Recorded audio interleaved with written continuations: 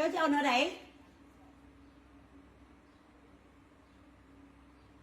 ไปเวียนมานอนลิ้นโทรศัพท์เรียกงานบุเฮ็ดกินลิ้นนอนกินลิ้นนอนเจ้า13 ปีแล้วไหนหรือเจ้าไม่ได้เห็นค่อยเป็นแม่วะค่อยบอกอย่างเจ้าจึงบัวยานเจ้าจึงบ่ฟังค่อยซ้ำนี่นะไปนั่งขายเครื่องอยู่ตลาดหาเงินให้แม่แล้วบุเป็นซ้ำนี่แบบเต้7 ปี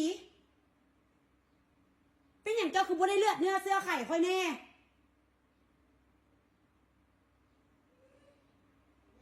เจ้าอยากเฮ็ดหยังบ่อยากเฮ็ดหยังเลยหวะ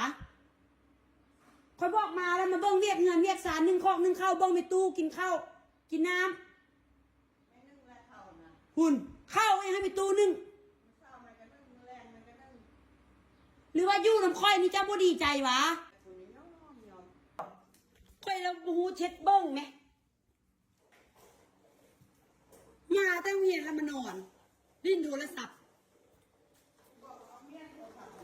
อ้างแต่ว่าตัวเองไปโรงเรียนมาแล้วมานอนเวียกงานโบเฮ็ดตัวเอง13 ปีใหญ่กว่าหมู่อยู่ข้างหลังเช่นไม่ตู้เนี่ยมันนึ่งข้าวให้เจ้ากินท่านเจ้าเวียกอยู่กับค่อยเจ้ากระเว้ามาค่อยมีฮับบ่ได้นี่นะลูกอยู่ในสภาพนี่นะ